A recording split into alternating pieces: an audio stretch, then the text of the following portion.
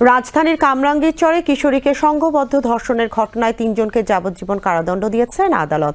এছাড়াও 2 শিশুকে সর্বোচ্চ সাজা 10 বছরের কারাদণ্ড দিয়েছেন আদালত।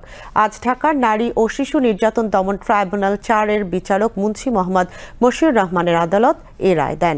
সংশ্লিষ্ট আদালতের প্রসিকিউটর এরশাদ আলম জর্জ রায়ের বিষয়টি নিশ্চিত করেছেন।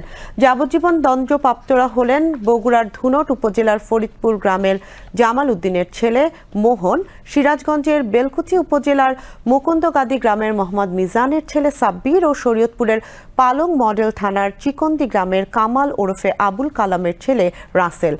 কারাদণ্ডের পাশাপাশি তাদের 1 লাখ টাকা করে জরিমানা, অনাদায়ে আরও 1 বছরের বিনাশ্রম কারাভোগের আদেশ দিয়েছেন ট্রাইব্যুনাল। এদিকে 2 শিশুকে 10 বছরের সর্বোচ্চ সাজার পাশাপাশি 1 লাখ টাকা করে জরিমানা, অনাদায়ে 1 বছরের বিনাশ্রম কারাদণ্ড দেয়া হয়েছে। আদালত সূত্রে জানা যায়, যাবজ্জীবন দণ্ডপ্রাপ্ত 3 আসামি কারাগারে আছেন।